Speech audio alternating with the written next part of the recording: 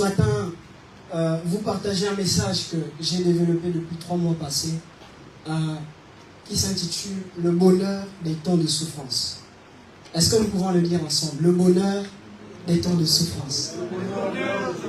Je ne serai pas en train de parler de la souffrance comme telle, je serai en train de parler du bonheur des temps de souffrance. Amen. Je vous invite rapidement à lire avec moi Job, chapitre 1, du verset 6 au verset 22. Nous lirons ensuite Romains, chapitre 8, le verset 18. Ensuite, l'évangile de Matthieu, chapitre 5 pour terminer. Job, chapitre 1, du verset 6 au verset 22. Si vraiment nous pouvons faire comme Papa Jean-Pierre, on s'élève alors pour honorer la parole de Dieu. Amen. Alors, Job chapitre 1, du verset 6 au verset 22, la Bible dit ceci. Je lis au nom de Jésus. Amen. Or, les fils de Dieu vinrent un jour se présenter devant l'Éternel, et Satan vint aussi au milieu d'eux. L'Éternel dit à Satan, d'où viens-tu? Et Satan répondit à l'Éternel, de parcourir la terre et de m'y promener. L'Éternel dit à Satan, as-tu remarqué mon serviteur Job? Il n'y a personne comme lui sur la terre. C'est un homme intègre et droit, craignant Dieu et se détournant du mal. Et Satan répondit à l'Éternel, est-ce d'une manière désintéressée que Job te craint? Ne l'as-tu pas protégé, lui, sa maison, et tout ce qui est à lui? Tu l'as béni. Tu as béni l'œuvre de sa main, et ses troupeaux couvrent le pays. Mais en étant ta main, touche à tout ce qui lui appartient, et je suis sûr qu'il te maudit en face. L'Éternel dit à Satan, voici, tout ce qui est à lui, tout ce qui appartient, je te le livre. Seulement ne porte pas la main sur lui. Et Satan se retira de devant la face de l'Éternel. Verset 13. Un jour que les fils et filles de Dieu, de Job, mangeaient et buvaient du vin, il arriva auprès de Job un messager qui dit, les bœufs labouraient et les ânesses paissaient à côté d'eux. Des Sabéens se sont jetés dessus, les ont enlevés et ont passé les serviteurs au fil de l'épée. Et je me suis échappé moi seul pour t'en apporter la nouvelle. Il parlait encore lorsqu'un autre vint et dit, le feu de Dieu est tombé du ciel, a embrasé les brebis et les serviteurs, les a consumés, et je me suis échappé moi seul pour t'en apporter la nouvelle. Il parlait encore lorsqu'un autre vint et dit, des Chaldéens formés de 3 bandes se sont jetés sur les chameaux, les ont enlevés et ont passé les serviteurs au fil de l'épée. Et je me suis échappé moi seul pour t'en apporter la nouvelle. Il parlait encore lorsqu'un autre vint et dit, tes fils et filles mangeaient et buvaient du vin dans la maison de leur frère aîné. Et voici un grand vent est venu de l'autre côté du désert et a frappé contre les 4 coins de la maison. Elle s'est écroulée sur les jeunes gens. Et ils sont morts. Et je me suis échappé moi seul pour t'en apporter la nouvelle. Alors, Job se leva, déchira son manteau et se rasa la tête, puis se jetant par terre, il se prosterna. Verset 21, il dit, je suis sorti nu du sein de ma mère, et nu je retournerai dans le sein de la terre. L'Éternel a donné, l'Éternel a repris, que le nom de l'Éternel soit béni. Verset 22, en tout cela, Job ne pécha point et n'attribua rien d'injustice à Dieu. Amen. Romains chapitre 8, le verset 18. Romains chapitre 8, le verset 18. Romains chapitre 8, le verset 18, la Bible dit ceci. J'estime que les souffrances du temps présent ne sauraient être comparées à la gloire à venir qui sera révélée pour nous. Amen. Au nom du Seigneur, nous pouvons nous asseoir s'il vous plaît. En passant, pour ne pas lire assez de passages, je lis en passant à Ésaïe chapitre 59, le verset 26. La Bible dit, car le Rédempteur viendra pour Sion, pour ceux de Jacob qui se convertiront de leurs péchés. Ce matin, je vous partage un message en rapport avec le bonheur des temps de la souffrance. L'histoire de Job, vous le connaissez vous la connaissez. L'histoire de Job, un homme exceptionnel dans la Bible, un homme de haute qualité, un homme qui a bénéficié d'une bonne réputation, un homme de bon cœur, un homme droit, intègre. Et surtout, Dieu le précise devant Satan, craignant Dieu. La souffrance, c'est ce à quoi l'homme fait face.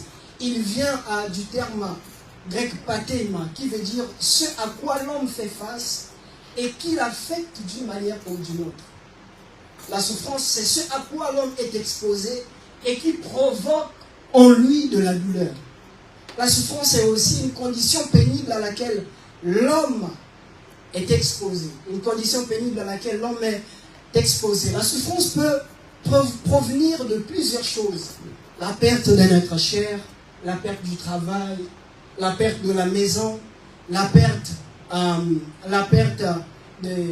de l'environnement, la perte d'un contrat. La souffrance peut provenir d'une séparation instantanée à laquelle vous ne vous êtes pas préparé. Un changement de climat qui n'a pas été signalé par la météo. Il vous est déjà arrivé des moments où vous êtes sorti de la maison, vous êtes sorti et il commence à pleuvoir. Il commence à pleuvoir, mais puisque la météo n'a pas signalé qu'il va pleuvoir, je ne suis pas sorti avec mon parapluie. Puisque je ne suis pas sorti avec mon parapluie, alors tous les vêtements sont mouillés.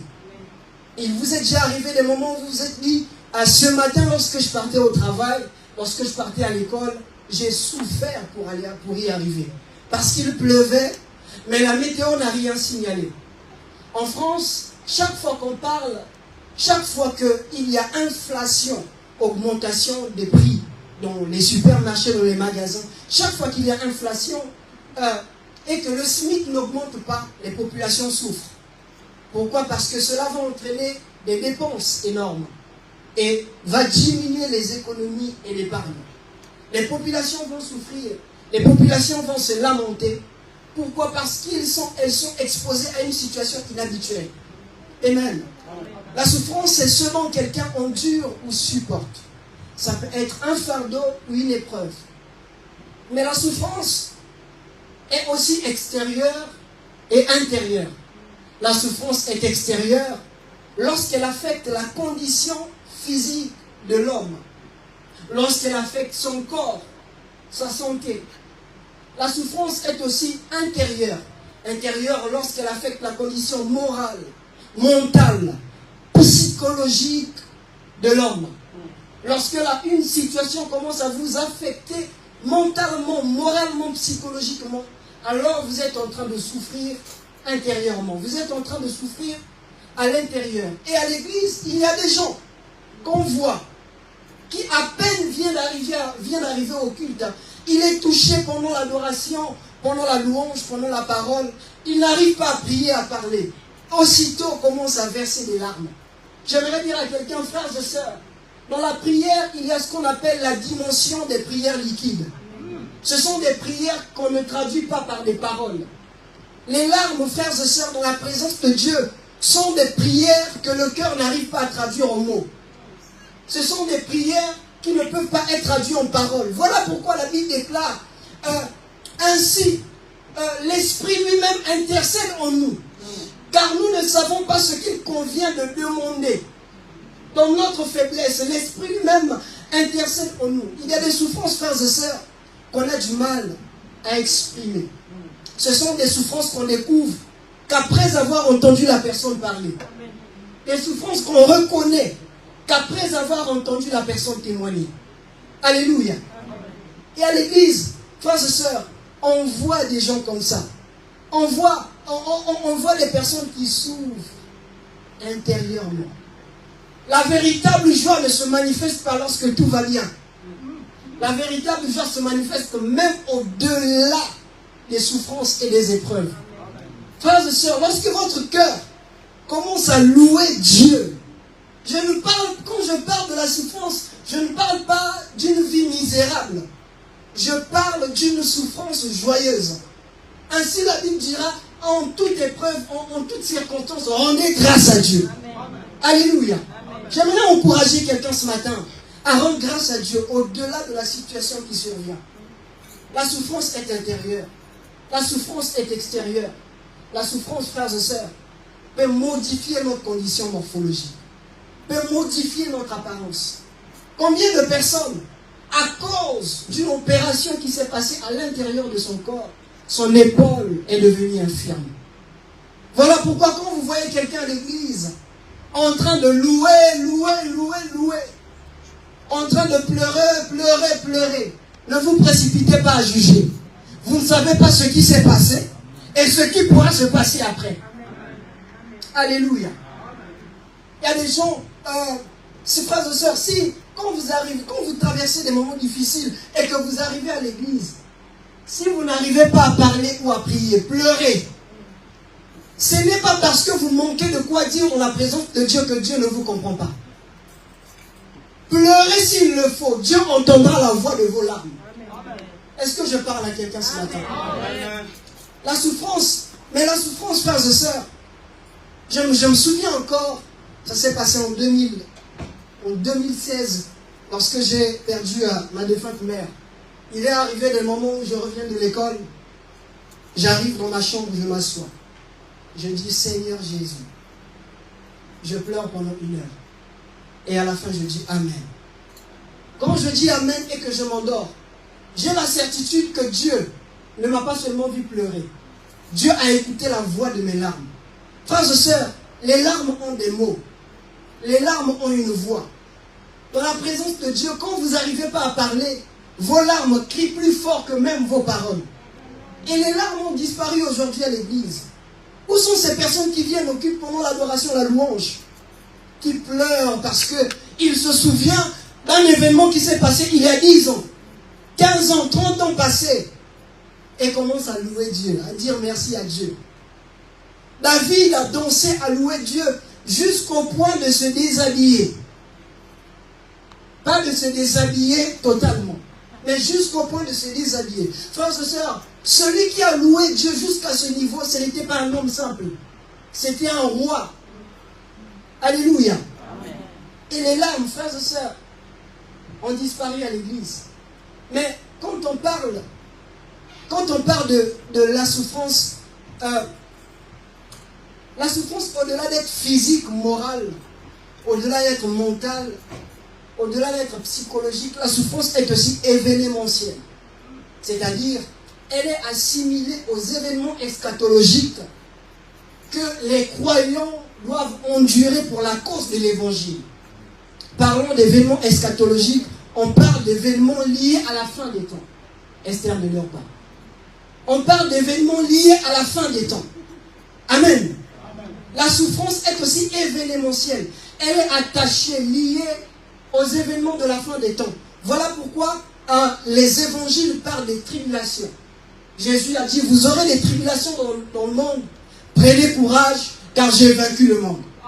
L'apôtre Paul a dit dans l'épître aux Romains que nous venons de lire tout à l'heure, j'estime que les souffrances du temps présent ne seront pas comparées à la gloire à venir. Les épîtres parlent de persécutions. Ce ne sont ni les persécutions, ni la honte, ni la nudité ne nous séparera de l'amour de Jésus. Et au-delà d'être morale, physique, intérieur, extérieur, la souffrance est liée aux événements. Quand je parle des temps de souffrance, je ne parle pas quand je parle des temps de souffrance, quand je parle des temps de souffrance, je dis qu'il y a dans la vie des moments, des périodes, des étapes pendant lesquelles nous sommes exposés à la souffrance. Mais la souffrance n'est pas permanente.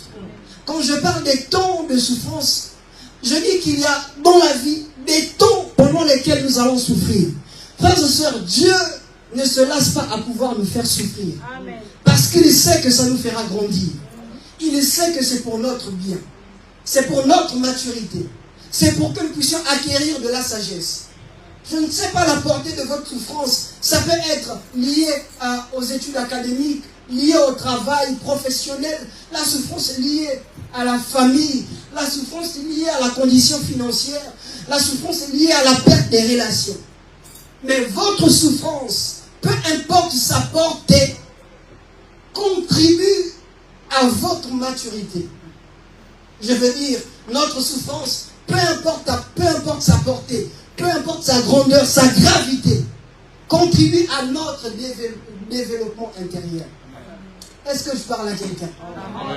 Est-ce que vous avez déjà, frères et sœurs, est-ce que vous avez déjà exposé à... Est-ce que vous avez déjà été exposé à des souffrances? Des souffrances.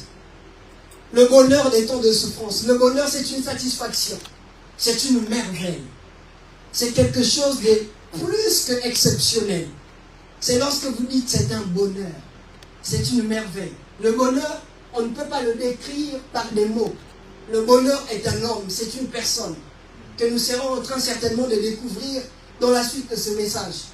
Le bonheur est une merveille. C'est quelque chose de fondamental. Voilà pourquoi, un peu plus tard dans son ministère, cet homme parlait des béatitudes.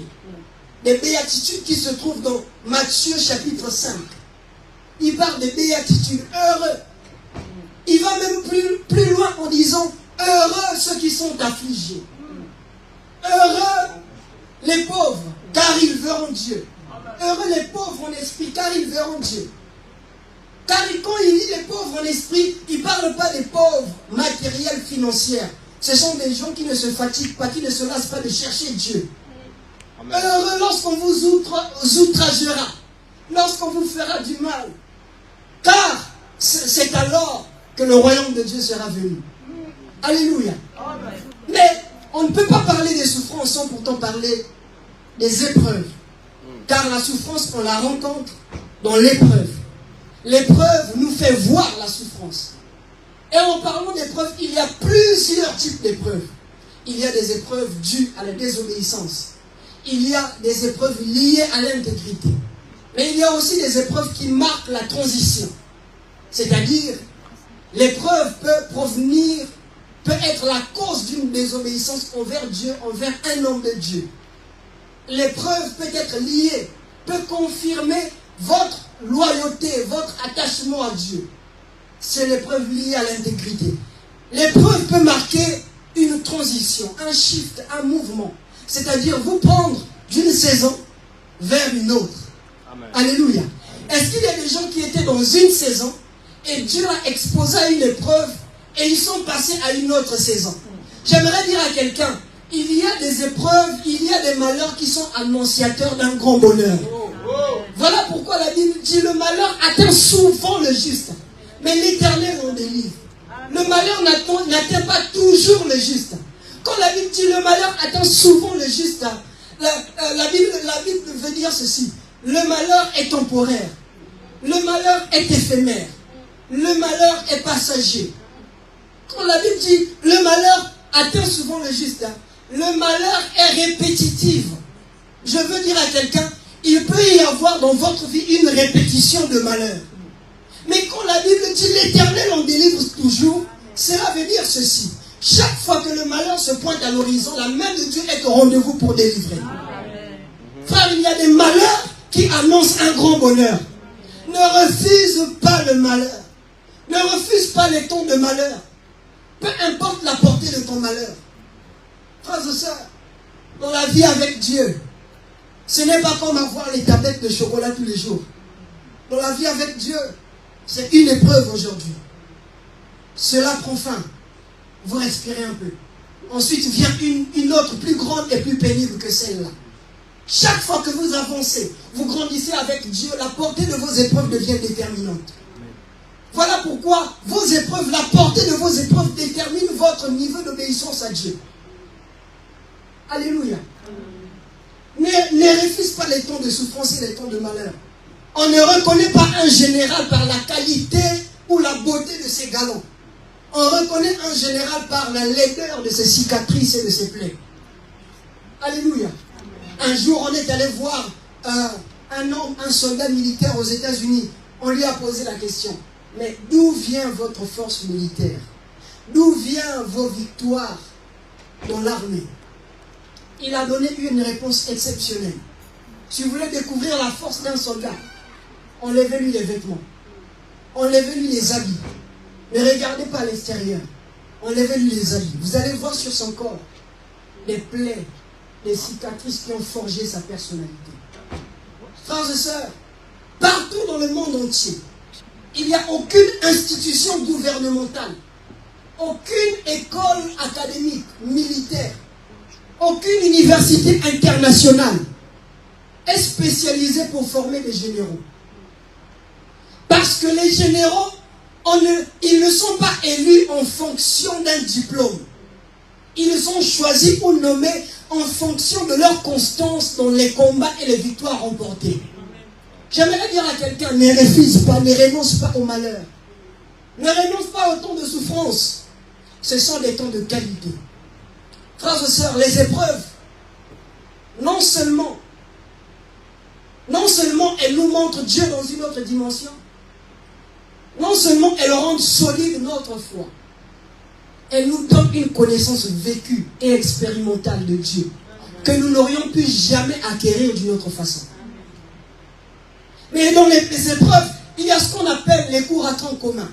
Sur le chemin de la vie, tous nous n'avons pas les mêmes souffrances. Nous n'avons pas les mêmes épreuves. Nous n'avons pas le même désert.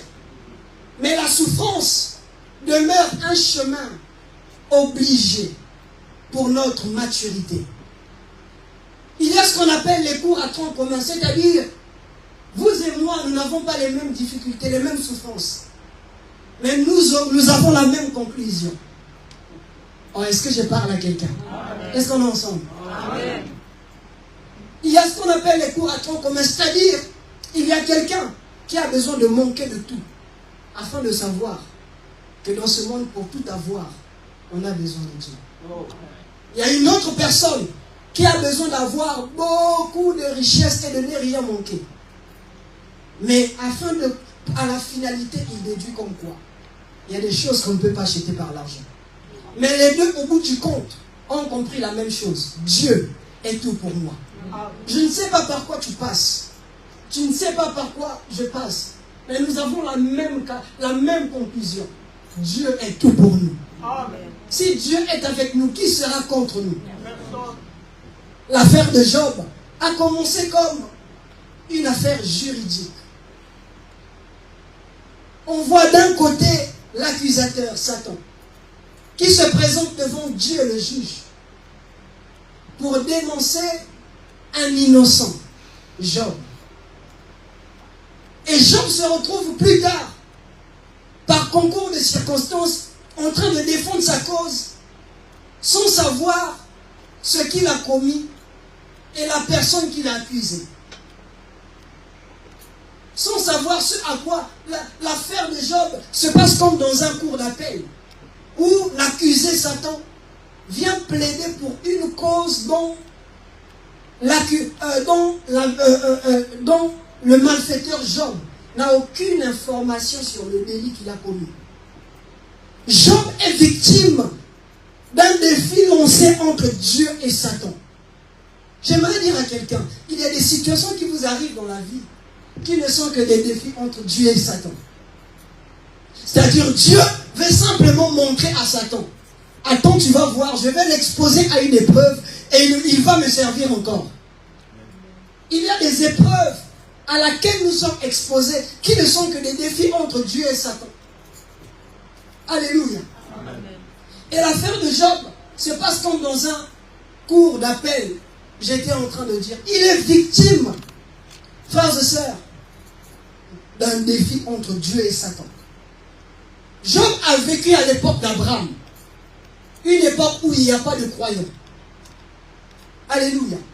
Une époque où il n'y a pas de croyants. La raison principale pour laquelle Dieu s'est même révélé à Abraham pour bâtir avec lui une alliance éternelle, c'est parce que dans cette époque, Abraham était l'une des rares personnes qui adorait, qui était idolâtre.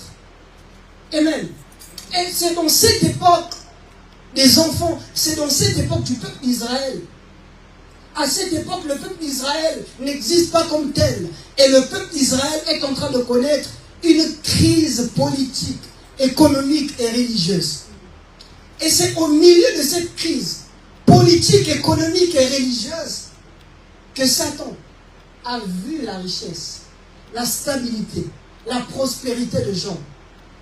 Il a dit à Dieu, si cet homme est intègre à toi, c'est parce que tu l'as béni. Essaye seulement de l'enlever tout ce qu'il possède. Il te maudira. Alléluia. Et Dieu lui donne son accord. Satan trouve un prétexte. Si cet homme, frères et sœurs, est attaché à toi, c'est parce que tu l'as béni. Dieu ne nous éprouve pas parce qu'il a peur de nous perdre. Dieu nous éprouve pour montrer à Satan qu'il a confiance en nous et qu'il est fier de nous. Tout comme Dieu ne nous bénit pas pour nous maintenir dans un système.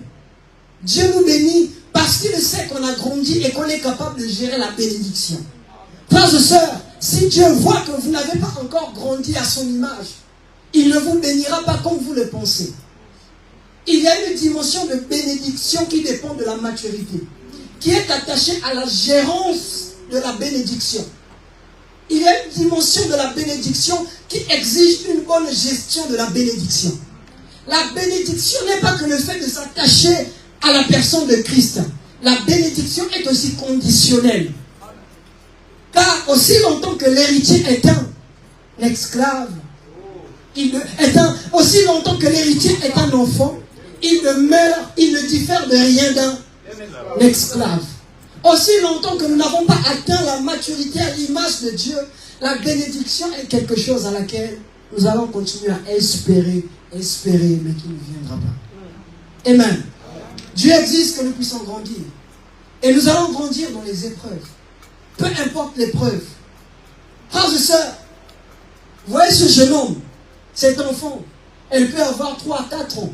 Et là, ses épreuves à lui. Lorsqu'il arrive à la maison et que maman n'a pas fait à manger, c'est une épreuve pour lui. Pour lui, il est exposé à une souffrance incroyable. Il peut même pleurer. Ne diminue pas son épreuve, c'est l'épreuve à sa taille.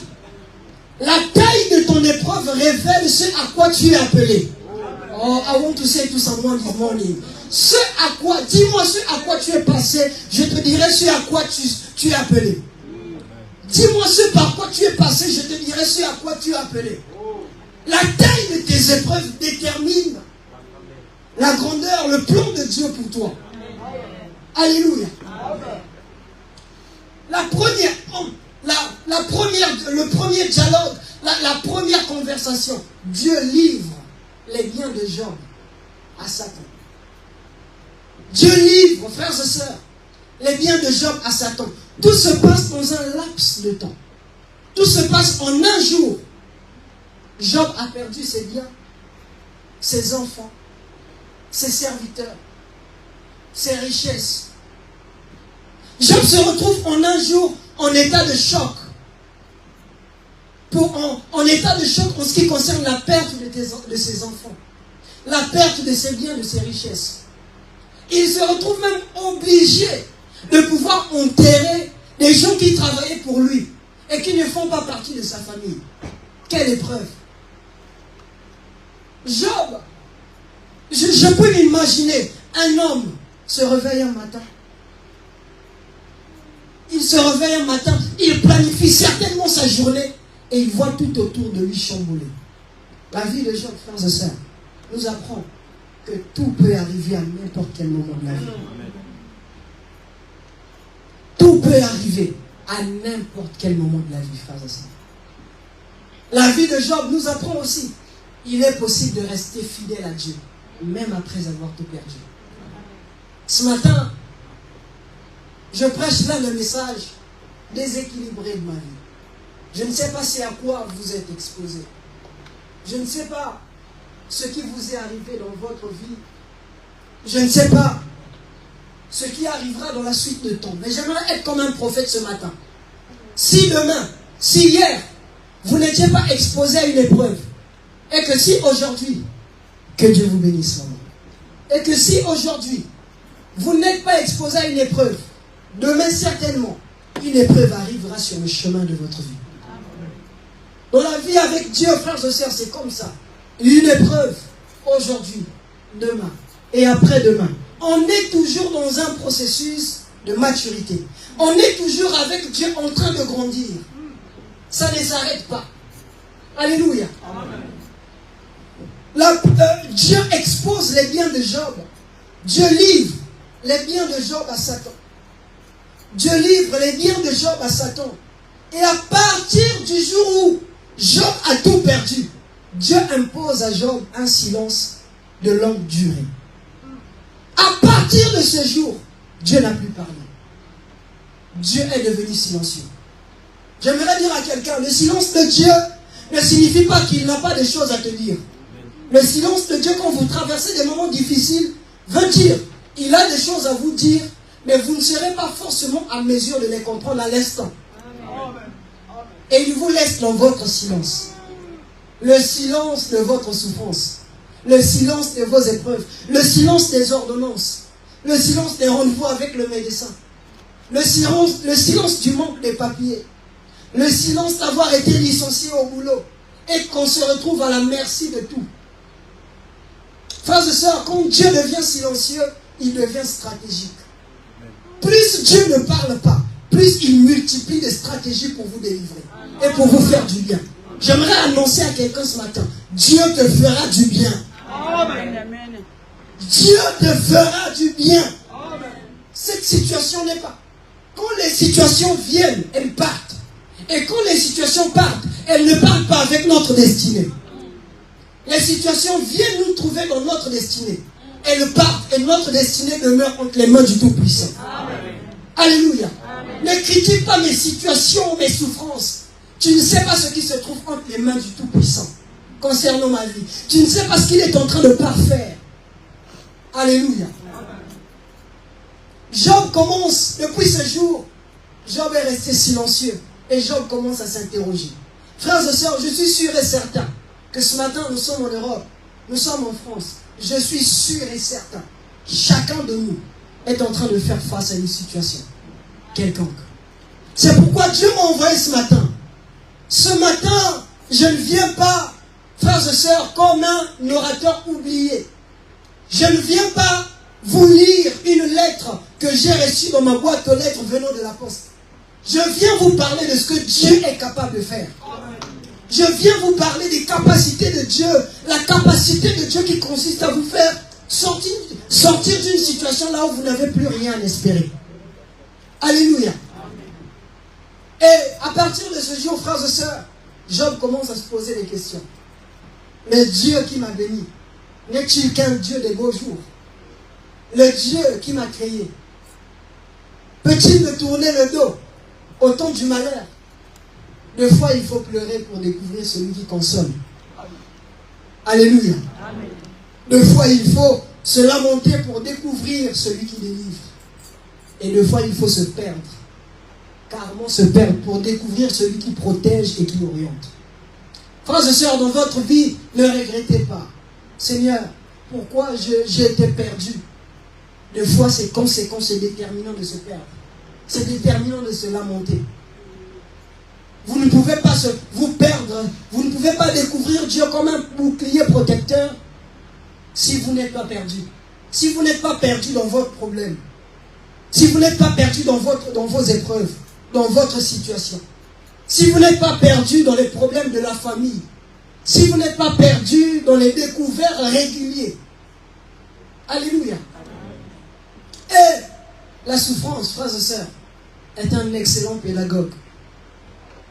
La souffrance est un excellent pédagogue.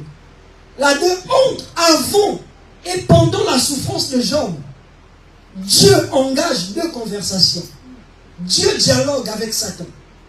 La première conversation avec Satan, Dieu ne livre que les biens de Job à Satan. La deuxième conversation de Dieu avec Satan au sujet de Job, Dieu livre Job lui-même à Satan. La première souffrance de Job est liée à la perte des biens et des personnes chères. Quand Dieu, cela veut dire quoi? Quelle est la différence entre ces deux souffrances de Job?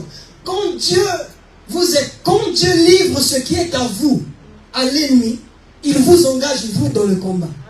Il engage votre force. Il engage votre énergie. Il engage votre capacité à gérer une perte.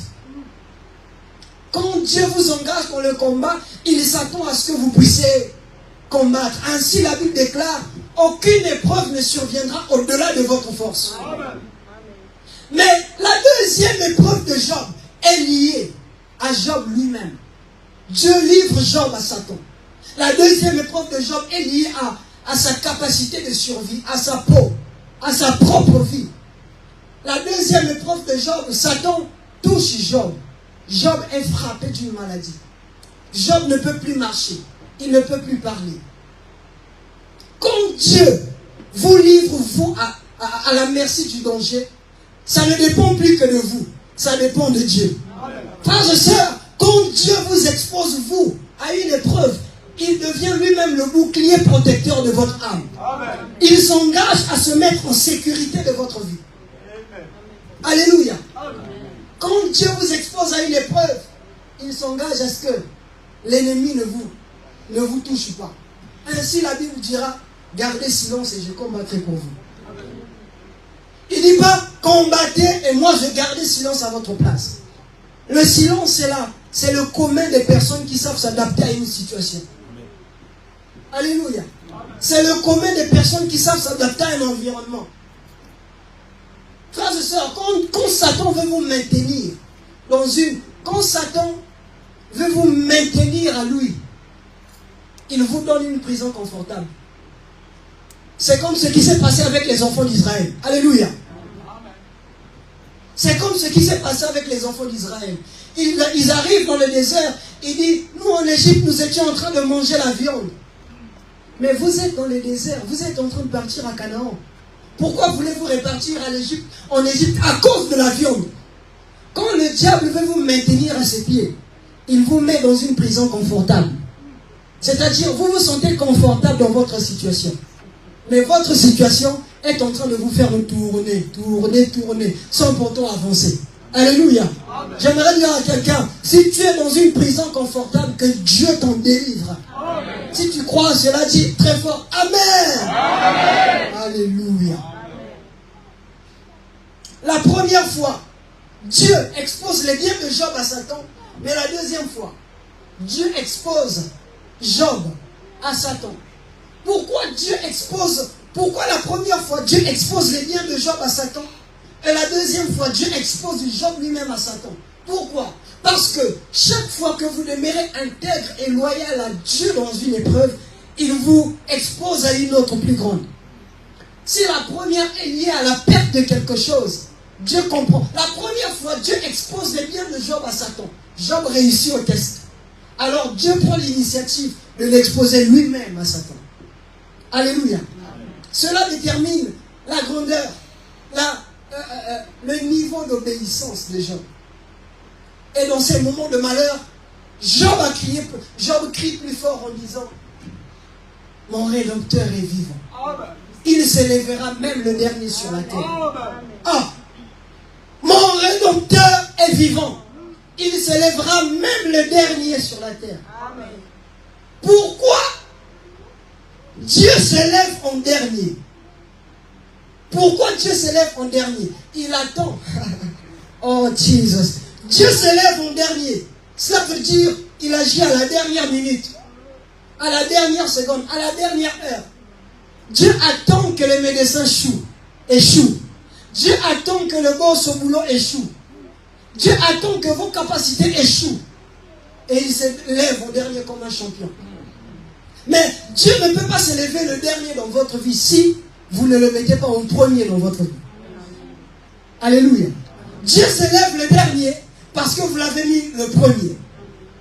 Alléluia. Dieu se lève le dernier, frère. Il dit, mon Rédempteur est vivant. Il se lèvera même le dernier. Dieu se lève le dernier parce qu'il est Alpha et l'Oméga. Alpha, c'est la première lettre de l'alphabet grec, comme A en français. Et Oméga, c'est la dernière lettre de l'alphabet grec, comme Z en français. Dieu se lève le dernier parce qu'il attend que toutes les options soient épuisées. Et il se lève pour vous faire du bien. Alléluia. Dieu se lève.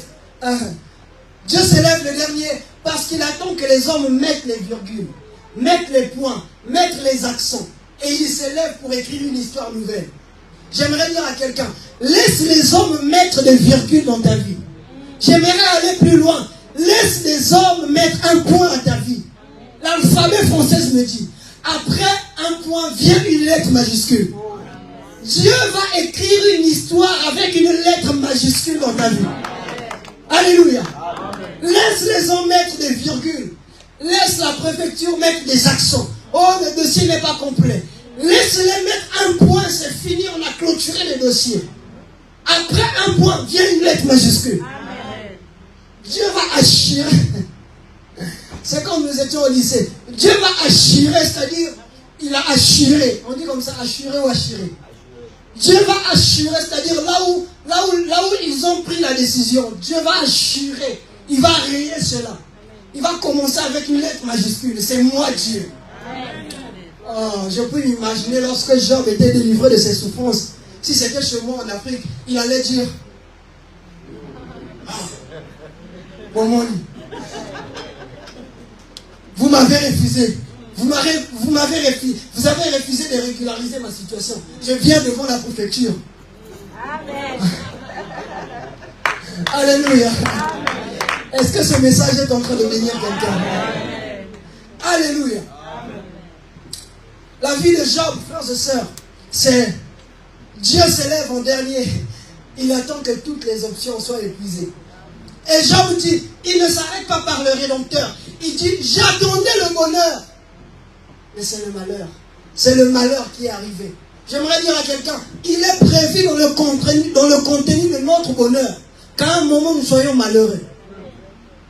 Il est prévu dans le contenu de notre bonheur qu'à un moment nous soyons malheureux. Deux fois, Dieu ne nous délivre pas précipitamment d'une situation parce que lui-même se cache dans la situation. Alléluia. Des fois, Dieu tarde à résoudre un problème parce qu'il se cache lui-même dans ce problème. Alléluia. Il se cache lui-même dans ce problème. Il y a des malheurs qui tardent à se régler parce que Dieu est dedans. Alléluia. Parce que Dieu est dedans, frères et sœurs. Et quelques temps plus tard, je suis toujours dans l'histoire de Job. Quelques temps plus tard, les amis de Job ont appris, les amis de Job qui vivaient dans d'autres villes, etc., ont appris que Job a été éprouvé. Ils sont arrivés jusqu'à là où vivait Job. Mais chose curieuse, ils sont restés 3 jours sans dire un mot. Frère, vous savez, il y a des gens, vous les voyez. La situation vous oblige de rester silencieux. Des fois, dans votre cœur, vous êtes en train de dire, Seigneur, est-ce que tu ne peux pas agir dans sa vie? Les amis de Job sont venus, sont restés 3. Ils ont vu l'état, la gravité de l'état de la souffrance de Job. Ils sont restés silencieux sans parler pendant 3 jours. Mais il y a quelque chose qui est étonnant. Il y a quelque chose qui m'étonne. Je me disais que le 4e jour, lorsqu'ils seront en train de parler, ils vont dire quelque chose d'exceptionnel. Mais au lieu d'être réconfortés, au lieu de se sentir équilibré par ses amis, Job se voit remuer le couteau dans la plaie par les paroles accusatrices de ses amis. Les amis de Job ont commencé à l'accuser. Tu as péché contre Dieu. Dieu t'a abandonné. Dieu t'a livré. Dieu t'a puni. Ton épreuve est la preuve que tu as péché contre Dieu. Ses amis ont commencé à parler. Réponds-toi. Dieu n'est plus avec toi. Si j'étais Job, frères et sœurs, excusez-moi. Et si j'étais Job, Dieu t'a abandonné, Dieu t'a livré, Dieu n'est plus avec toi. Dieu t'a rejeté. Job s'est vu remuer le couteau dans la plaie. Le couteau dans la plaie par les paroles accusatrices. J'aimerais dire à quelqu'un, en matière de fausses accusations, ne vous justifiez pas. Quand vous vous justifiez, vous donnez la matière à vos accusateurs. Alléluia. Quand vous traversez des moments difficiles, quand vous traversez une situation inhabituelle, ne vous justifiez pas parce que ce n'est pas tout le monde qui comprendra votre douleur. Alléluia. Ce n'est pas tout le monde qui comprendra votre douleur. Le plus important est que Dieu vous connaît. Il connaît l'état de votre cœur. Amen. Job a commencé à être accusé. Oh, je me souviens encore. Ça s'est passé en 2009. Je sortais de l'adolescence pour devenir majeur. 2010, pardon. 2010. Je sortais de l'adolescence pour devenir majeur. Un jour, je reviens en église. Je me souviens toujours être en culotte ce jour-là. Je reviens à l'église avec une Bible du Nouveau Testament. Et quand j'arrive vers chez moi, je vois une foule de gens. Beaucoup de gens. Et quand plus je m'approchais, plus j'entendais mon nom. Les gens en train de dire violeur. Violeur. Et quand j'arrive, je vois au milieu une petite fille qui pouvait avoir 9, 10 ans. Qui pouvait avoir 9, 10 ans. Et je vois ses parents qui disaient que j'ai violé cette jeune fille. Ceux qui étaient dans les quartiers, dans les parties périphériques du quartier sont sortis. Le jeune homme trône a violé une fille de 9 ans. C'était un scandale dans tout le quartier. Voilà pourquoi, frères et sœurs, vos épreuves d'aujourd'hui sont une prophétie pour votre avenir de demain. Alléluia. Et je me souviens toujours, durant cette période, ma défunte mère était en train de dire, je suis sûr et certain, j'ai la certitude que mon garçon n'est pas impliqué dans cette affaire. Et il y a des gens qui croient en vous. Alléluia. Des gens qui croient en vous. Ces paroles me donnaient de l'assurance. Et on est parti dans un coin, tout juste avant que la police n'arrive. Cette fille élève la voix, dit, je vais dire la vérité. Elle dit, la personne qui m'a violée m'a dit que si on me demande que je dise que c'est le grand frère qui va souvent à l'église avec la petite Bible, et que je dise que c'était lui. Tout le monde est resté silencieux. Je me souviens voir sa mère en train de s'agenouiller. J'ai dit non, lève-toi. Ce jour-là, la police n'est plus arrivée. Nous sommes sortis. Les gens étaient en train de nous dire, Tron, il faut que tu sois indemnisé.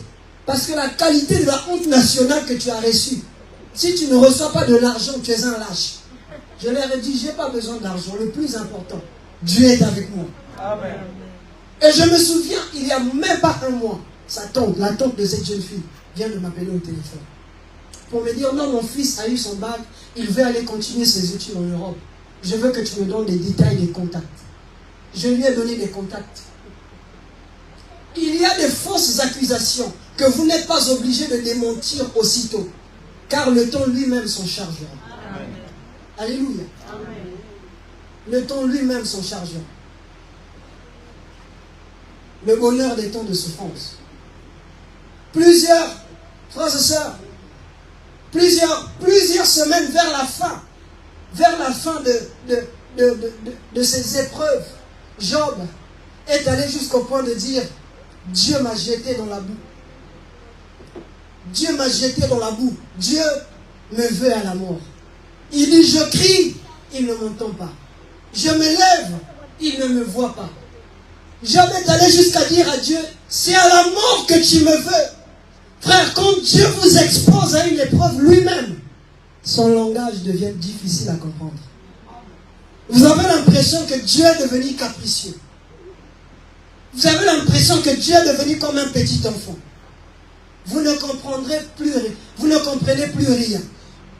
Vous avez l'impression que vous commencez à vous en vouloir à Dieu. Alléluia. Job a vécu ce qu'on appelle par la dictature des circonstances. C'est-à-dire le moment de la vie où la vie vous rend, où la vie vous traite très dur. Alléluia. Vous vous réveillez le matin, la vie ne vous fait pas des beaux yeux. La vie vous traite durement.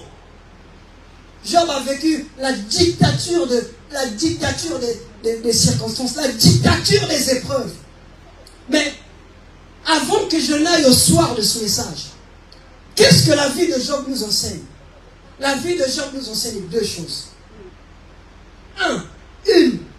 La vie de Job nous enseigne que les souffrances nous enseignent la sagesse de Dieu. Alléluia. Frères et sœurs, les temps de souffrance nous enseignent la sagesse de Dieu. La compréhension des événements du parcours est un déclencheur de maturité et de sagesse. Alléluia. Plus vous comprenez ce à quoi vous êtes exposé, plus votre sagesse s'accroît. Votre maturité spirituelle s'accroît. Et parmi les amis de Job, il y avait un homme qu'on appelait Elihu. C'était le plus petit des 3 amis de Job. Il était le 4e. Il s'appelait Elihu. Pendant que les amis de Job étaient en train de le condamner, ce jeune homme a pris la parole et a dit que le nombre d'années nous enseignera la sagesse.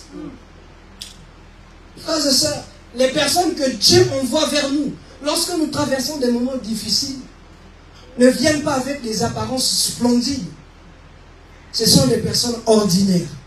La Bible déclare, Dieu prend ce qui est vil pour en faire quelque chose. Job s'attendait certainement aux paroles réconfortrices de ses amis. Mais le réconfort est venu d'un jeune enfant. Les personnes que Dieu envoie vers nous ne sont pas des personnes. Certainement, tu es en train d'attendre un général, un prophète. Dieu t'envoie un enfant pour te donner une parole qui va guérir les blessures de ton cœur. Alléluia. Amen. Ce jeune homme s'appelait Elihu. Et ce jeune homme a dit à Job, Job, je vous ai entendu, tu n'as pas péché contre Dieu. Mais le nombre d'années nous enseignera la sagesse. Frères et sœurs, dans la souffrance, vous découvrez un autre visage de Dieu. Dans la souffrance, vous découvrez vous découvrez le Dieu que vous n'avez pas lu dans les livres de la Bible. C'est un Dieu vécu. C'est un Dieu qui se vit et qui s'expérimente. Alléluia. Amen. Dans la souffrance nous révèle le véritable visage de Dieu. Alléluia. Amen. La souffrance nous révèle Dieu a une autre dimension, un autre visage. Dans la souffrance, vous ne découvrez pas que le Dieu qui bénit, vous découvrez le Dieu qui traite durement aussi. Vous découvrez le Dieu qui cogne, qui frappe. Vous découvrez le Dieu qui vous laisse pleurer et qui le reste lui-même silencieux. Vous avez l'impression dans la souffrance que Dieu est cruel. C'est-à-dire, vous êtes assis, Dieu vous voit pleurer, mais il ne vient pas. Il y a des gens parmi nous, vous avez perdu des membres de famille, des enfants, des tantes. Vous avez perdu quelqu'un pendant un accident. Une période dure de souffrance. Mais certainement, cette période de souffrance vous a enseigné quelque chose de nouveau. Alléluia. La sagesse des temps les temps de souffrance sont révélateurs du véritable visage de Dieu. Il vous révèle Dieu à un autre visage. Alléluia. La deuxième chose que la vie de Job nous enseigne, c'est que Dieu n'a aucun compte à nous rendre. Est-ce que je parle à quelqu'un? Ah, on est très calme ce matin.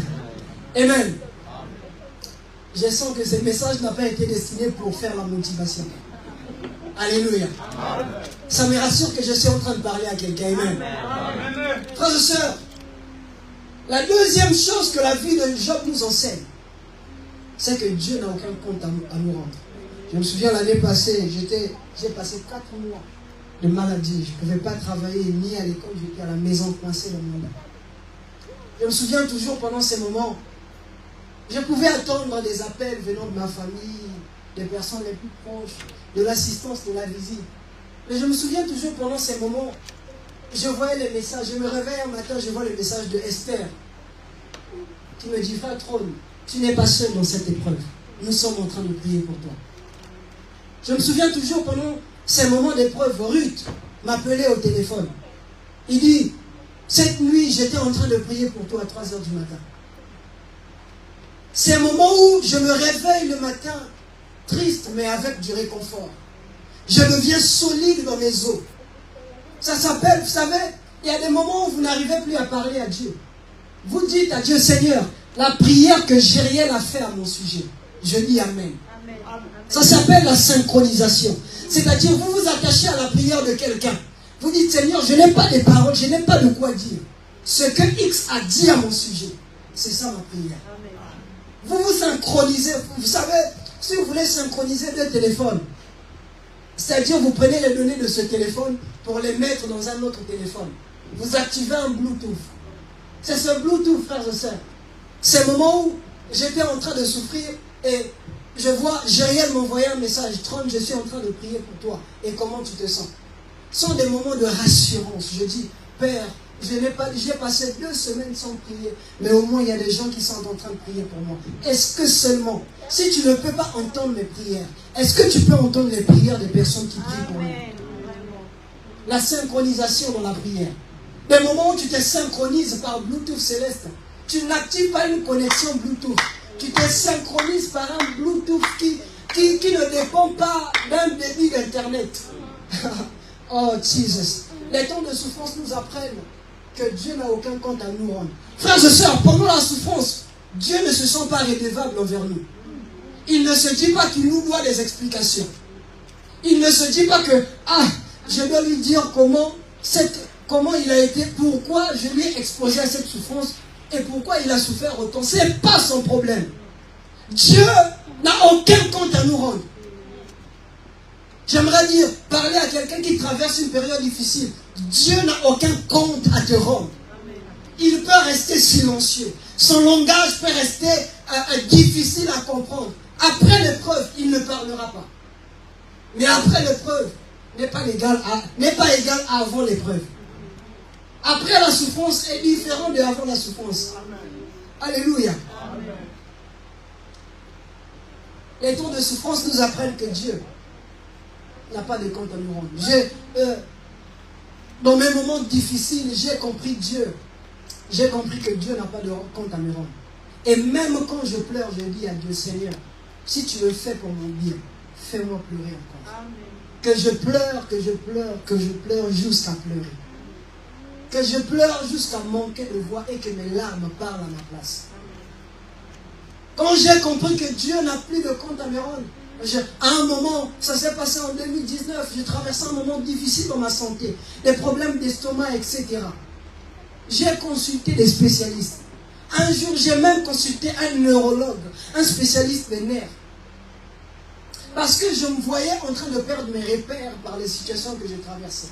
Manque d'argent, manque de bonne santé. Je pars au stage, je suis payé avec un retard. Trop de grève dans mon pays en termes d'études. Je suis allé voir un neurologue. Il a fait un scanner pour voir l'état des nerfs. Et à la fin, il m'a dit, jeune homme, raconte-moi ce qui s'est passé dans les 5 dernières années de ta vie. Je lui ai dit, j'ai perdu ma mère, j'ai quitté ma ville natale, je suis venu dans cette ville pour faire des études universitaires, je traverse ceci, cela. Il a dit, tu n'es pas malade. Il a dit, tu n'es pas malade. Relève-toi comme un champion et affronte la vie. Ça a marché. Frère, des fois, vous n'êtes pas malade. Des fois, c'est que Dieu est juste en train d'attendre un moment. Alléluia. Le jour, lorsque je suis sorti du bureau de ce monsieur, je suis sorti en pleurant, mais avec force. Avec force, une force incroyable. Je me souviens, ce jour-là, j'ai appelé ma soeur. Ma soeur Renée, comment tu vas? Est-ce que tu prends soin de la Benjamin? Bon, écoute, je pense que je vais t'envoyer l'argent. J'avais rien. Il y a des moments où Dieu vous... Je l'ai dit une fois ici. Il y a des moments où Dieu vous fait tellement du bien. Vous voulez vous dire, Seigneur, tu bois quoi? Des fois, vous voulez dire, Seigneur, que Dieu te bénisse. Oh, mais lui-même, c'est Dieu. Alors, je parle à quelqu'un, que Dieu te fasse du bien. Qu'après cette épreuve, que Dieu te fasse du bien. Alléluia. Vous avez l'impression que la terre est sous vos pieds. Le soleil tourne tout autour de vous. Vous êtes un champion. Vous ne craignez plus rien.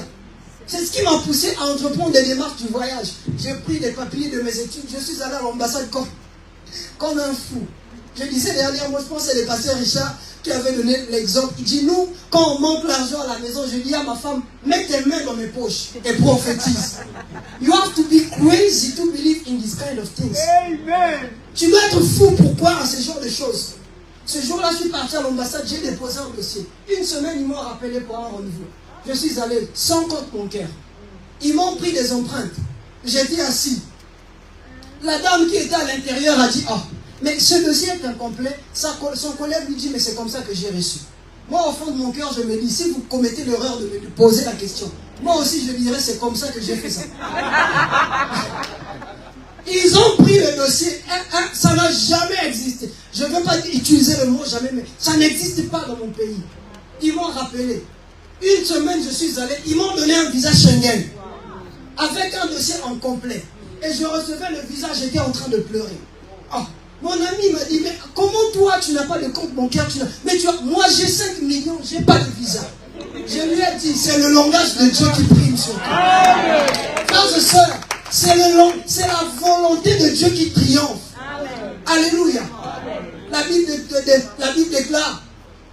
Bible déclare, l'homme propose, je pense à une métaphore, l'homme propose mais Dieu dispose. Amen. Ce sont les desseins de l'Éternel qui comptent. Amen. Alléluia. Amen. Et ce jour-là, je suis sérieux. Je suis sorti en souriant. Je ne savais pas ce qui était en train de m'arriver. Je dis, hé, Dieu. Des fois, tu veux danser. Mia soukria. Dieu. Oh, Jesus Christ. Est-ce que je parle à quelqu'un ce matin? L'histoire de Job, c'est le paroxysme de la souffrance.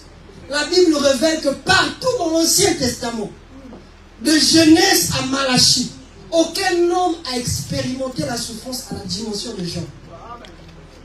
La Bible révèle que l'histoire, la situation, le cas de Job est le paroxysme de la souffrance. C'est le cas le plus élevé de la souffrance vécue dans l'Ancien Testament. Mais avant que je ne termine ce message, il faut qu'on comprenne les choses. Quand Job dit, mon Rédempteur est vivant, il se lèvera même le dernier. C'était une déclaration prophétique tournée vers l'avenir, tournée vers l'éternité. Il dit, mon Rédempteur est vivant, mais il se lèvera le dernier. Dans l'Ancien Testament, il n'y a que 2 personnages qui ont parlé de Dieu comme Rédempteur, Job et Ésaïe. Job dit, mon Rédempteur est vivant, il se lèvera le dernier. C'est que Ésaïe 59, le verset 26 dit, un Rédempteur viendra pour Sion, pour ceux de Jacob, qui convertiront leurs péchés. Job engage un attribut de Dieu, de Jésus, qui n'est pas encore en fonction dans l'Ancien Testament. Il dit, mon Rédempteur est vivant. Il n'a pas dit, mon berger est vivant. Il n'a pas dit, mon Créateur est vivant. Il n'a pas dit, mon Sauveur est vivant. Il dit, mon Rédempteur est vivant. Dans l'Ancien Testament, le Rédempteur est cité que dans 2 endroits. Alléluia. Or, un Rédempteur, c'est celui qui possède la monnaie pour l'achat ou le rachat d'un objet. C'est-à-dire, c'est celui qui entre dans un marché avec le prix, une rançon, il paye l'achat, il effectue l'achat ou le rachat de l'objet et ramène cet objet hors du marché pour le soustraire à toutes sortes de transactions. Le terme utilisé en grec, c'est exagorazo. C'est-à-dire, c'est quelqu'un qui est parti au marché avec de la monnaie. Il a acheté un objet et a emmené cet objet hors du marché pour le soustraire à toute nouvelle transaction. C'est-à-dire, à partir du moment où il a acheté cet objet ne peut plus être racheté par quelqu'un d'autre. C'est-à-dire, la vie de l'homme était comme un objet détenu par Satan. La vie de l'homme était comme un objet détenu et confisqué par Satan. Et il fallait que Dieu voie la souffrance des hommes et vienne avec la rançon pour payer le prix de sa liberté. Amen. Alléluia. Il dit, mon Rédempteur. Et le Rédempteur, c'est celui qui possède la monnaie pour l'achat ou le rachat d'un objet. La rançon, c'est la monnaie pour acheter ou racheter un objet. Et la rédemption, c'est donc la délivrance par le paiement d'un prix, par le paiement d'une rançon. Alléluia. Et Job, en disant, mon Rédempteur est vivant, il était en train de dire en fait, que si la cause de mon malheur vient du fait que j'ai causé du mal aux hommes, que Dieu qui possède la rançon paye le prix de mon mal pour que je sois délivré. Or, si Dieu a livré Satan, si Dieu a livré Job entre les mains de Satan, la femme dans le jardin d'Éden avait livré l'homme à Satan en lui faisant manger le fruit de l'arbre interdit. Voilà pourquoi lorsque Dieu arrive dans le jardin, il dit, Adam, où es-tu? Il dit, je me suis caché parce que j'ai honte, car je suis nu. Mais qui a dit que tu es nu? Il dit, la femme que tu as mise à mes côtés. Si Dieu avait livré Job entre les mains de Satan, la femme avait livré l'homme, Adam, entre les mains de Satan, en lui faisant manger le fruit de l'arbre interdit. Mais Adam veut dire humanité. C'est-à-dire, quand Ève a livré Adam à Satan, il a livré l'humanité tout entière. L'humanité tout entière, à partir de ce jour, est devenue esclave de Satan. Et il faut un rédempteur qui vienne pour délivrer Satan de l'emprise, pour délivrer l'homme de l'emprise de Satan. Amen. Alléluia. Amen. Pour libérer l'homme de l'emprise de l'ennemi, il fallait qu'un rédempteur vienne avec le prix de la rançon et qu'il paye le prix. Voilà pourquoi la Bible déclare, Dieu a vu la souffrance de l'humanité. Il a vu les souffrances des hommes. Là-haut dans les cieux, il a poussé un cri. Qui enverrai-je? La Bible déclare, il y eut un silence total dans les ciels. Personne n'était digne de rompre le sceau. Et personne n'était digne de rompre le sceau. Et Dieu décide de quitter le ciel pour venir lui-même sur la terre et payer le prix de la rançon. Alléluia. Et à partir de ce moment, quand Dieu, nous comprenons que quand Dieu a voulu créer l'humanité, quand Dieu a voulu remplir l'humanité, il a créé Adam. Mais quand Dieu a voulu sauver l'humanité, il a envoyé Jésus. Alléluia. Il dit, qui enverrai-je? Qui marchera pour nous? Il y a un silence total. Personne n'était digne.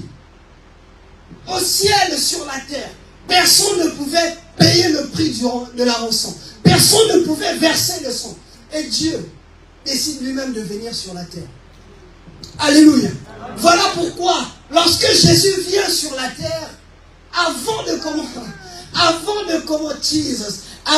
commencer sa mission sur la terre, il a l'âge de 30 ans.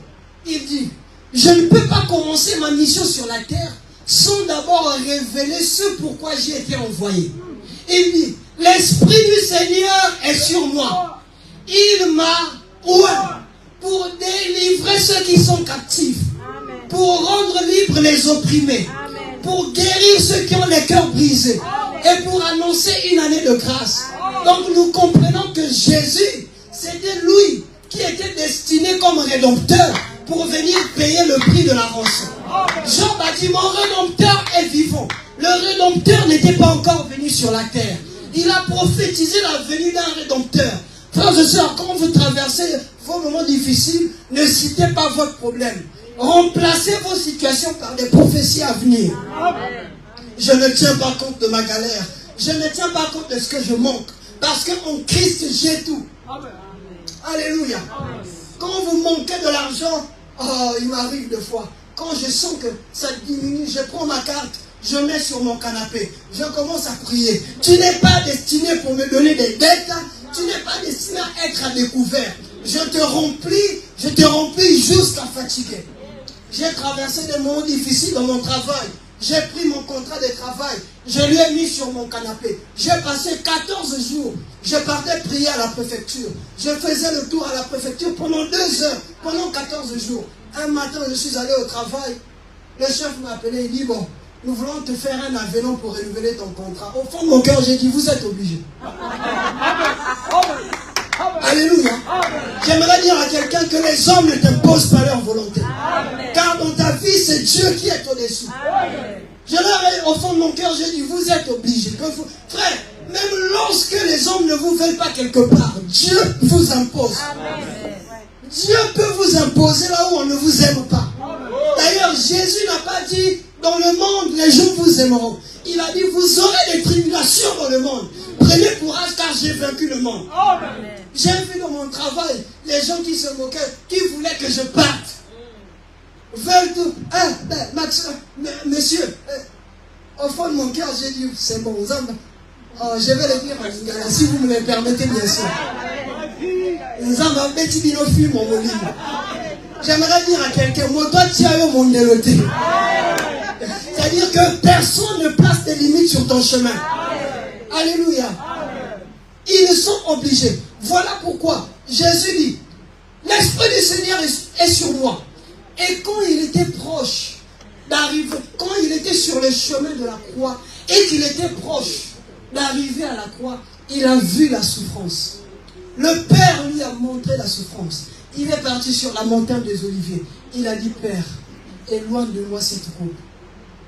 Jésus a vu la souffrance qu'il allait subir à la croix.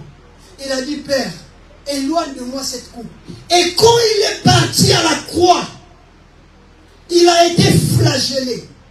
Chaque frappe qu'on portait sur Jésus nous guérissait. Chaque chicote qu'on portait sur le Fils de l'homme nous délivrait. Et à la croix, il s'est épuisé. Il a demandé, le pasteur Richard a prêché sur ça, il a demandé de l'eau, on lui a donné du vinaigre. La Bible déclare, avant qu'il ne meure, il a dit tout est accompli. Et la Bible déclare, le voile du temple a été déchiré en deux. Du haut vers le bas. Le voile du temple a été déchiré. C'est-à-dire, le sang de Christ a coulé. La rançon a été payée. L'homme, à partir de ce moment, n'est plus un esclave. Alléluia. L'homme, à partir de ce moment, n'est plus un objet détenu ou confisqué par Satan. Et si dans toute l'histoire de l'Ancien Testament, personne n'a souffert à la dimension de Job, dans toute l'histoire de la Bible, personne n'a souffert à la dimension de Jésus. Jésus a vécu ce qu'un homme ne pouvait vivre. Voilà pourquoi, puisque Jésus a souffert, ceux qui sont nés de Jésus sont appelés à souffrir pour la gloire à venir. Voilà pourquoi la Bible dit, j'estime que les souffrances du temps présent, ne soient pas comparables à la gloire à venir. Frères et sœurs, ce n'est pas parce que Christ est mort pour nous à la croix, ce n'est pas parce qu'il a payé le prix à la croix que nous n'allons pas souffrir. La Bible dit à partir de ce moment, heureux les affligés, car ils verront Dieu. L'apôtre Paul parle de deux choses contraires. Il dit heureux les affligés. Heureux les affligés. L'affliction, c'est le malheur. C'est la souffrance. Mais les affligés, être affligé, c'est... Quand il dit heureux, c'est le bonheur. Mais l'affliction, c'est le malheur. Comment peut-il y avoir un bonheur dans le malheur? Il dit heureux les affligés, car ils verront Dieu. Frères et sœurs, il y a dans le temps présent, ceux qui sont nés de Christ, ceux qui sont nés de Jésus, sont appelés à souffrir. Frères et sœurs, la souffrance est un chemin obligé. Mais cela n'est pas comparable à la gloire à venir. Au ciel, là où il n'y aura ni peine, ni souffrance, ni détresse, nous aurons l'occasion de voir celui pour qui nous avons souffert sur la terre. Nous aurons l'occasion de le voir face à face. Un enfant de Dieu qui vient à l'église et qui perd la vision du ciel a perdu l'essentiel. Alléluia. Au ciel, nous aurons l'occasion de voir face à face celui pour qui nous avons souffert. Frères et sœurs, lorsque ce moment arrivera, lorsque nous entrerons dans la gloire du Père, lorsque nous entrerons dans la gloire de Dieu, ça ne sera pas un Dieu lointain qui nous accueillera au ciel. Ça sera un ami que nous avons déjà expérimenté au travers des épreuves de la vie sur la terre. Alléluia. Les amis de Job l'ont accusé. Oh, j'aimerais dire à quelqu'un, quand tu seras au sommet, tes amis sauront qui tu es. Quand tu seras en bas, tu sauras qui sont tes amis. Alléluia. Les amis de Job ont quitté loin pour venir dire que Dieu l'a rejeté. Mais Dieu ne l'avait pas rejeté. Mais puisque Dieu est juste, Jésus a traversé le temps. Il est allé à la croix. Il s'est manifesté comme le Rédempteur pour payer le prix de la rançon. Il nous a pris, nous. Nous étions dans un système. Nous étions dans un marché. Dieu est venu avec la rançon, avec la monnaie. Il est entré dans le marché de l'humanité. Il nous a rachetés avec le prix de son sang. Et il nous a enlevés dans le marché de l'humanité pour nous soustraire à toutes sortes de transactions. Voilà pourquoi la Bible déclare, nous sommes dans le monde, mais nous ne sommes pas du monde. Parce que lorsque Christ est venu sur la terre, il nous a pris dans le monde, il nous a amenés hors du monde. Voilà pourquoi il y a une éternité à venir qui nous attend. J'aimerais dire à quelqu'un, ta vie ne se résumera pas sur la terre. Amen. Il y a un trône qui t'attend au ciel. N'arrête pas de servir Dieu. N'abandonne pas. Deux fois la réponse, la solution se trouve au bout de la persévérance. Amen. Persévère. J'aimerais dire à quelqu'un, vous ne chutez pas dans la vie chrétienne parce que vous souffrez. Vous chutez parce que vous décidez de... Parce que vous arrêtez de persévérer. Persévère encore, bien-aimé. Celui qui persévérera sera sauvé. La Bible ne dit pas celui qui viendra à l'église. Celui qui persévérera jusqu'au bout sera sauvé. La persévérance a une récompense. La persévérance a un prix. C'est le salut. Frères et sœurs, notre vie ne se limite pas sur la terre.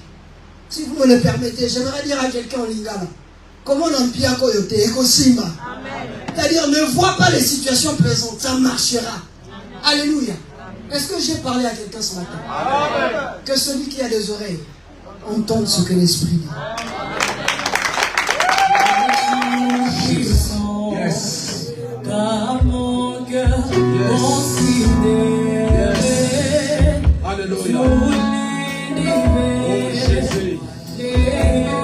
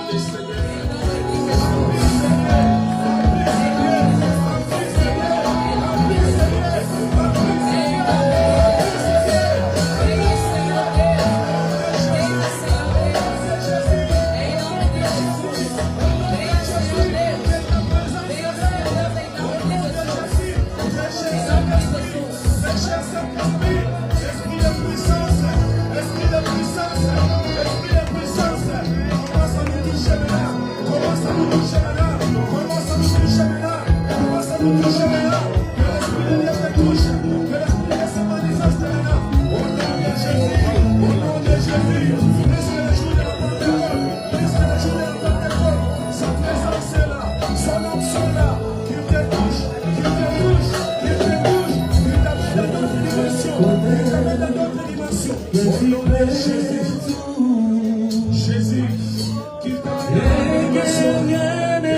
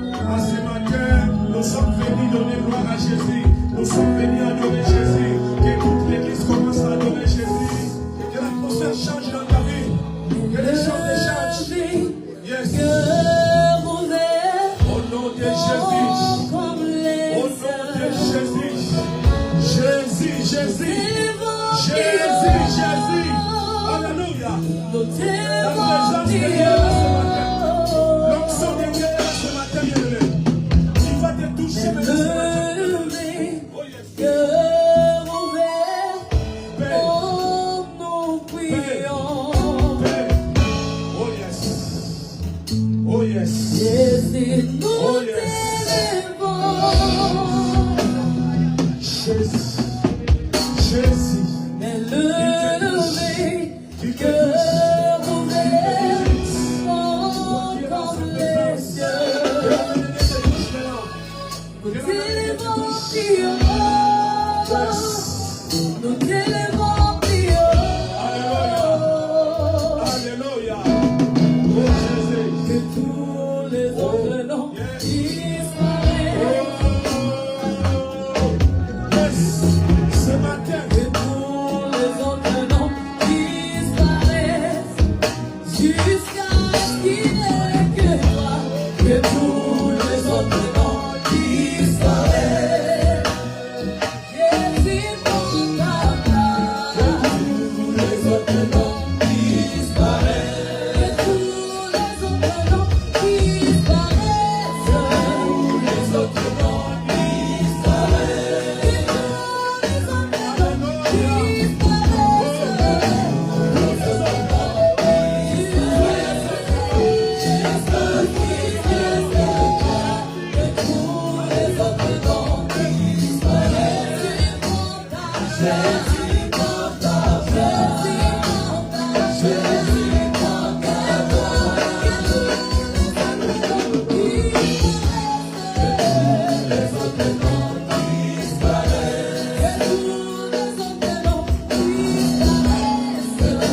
les autres noms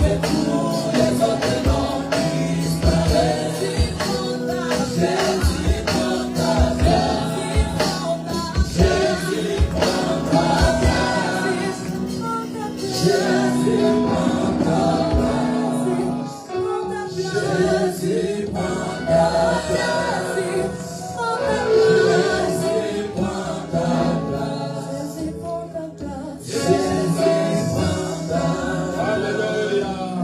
Si c'est vrai, Jésus a pris sa place dans nos vies. Si c'est vrai, Jésus a pris la place ce matin. Commençons à acclamer avec les cris de joie, avec les cris de joie, avec les cris de joie, avec les cris de joie. Likolo Yesu, okutana likolo, amutelaki na Nzambe kotoza na moko, etikali biso bato, katika mokili oyo, sobe bisiko moko na likoma. Likolo Yesu, okutana likolo, amutelaki na Nzambe kotoza na moko, etikali biso bato, katika mokili oyo, sobe bisiko moko na likoma. Yahweh, Nzambe, ninakuya nayo, tolingana, etolingana, tosangana, etozala moko, totonga malipaka na masia. Yahweh, Nzambe, ninakuya nayo, tolingana, etolingana,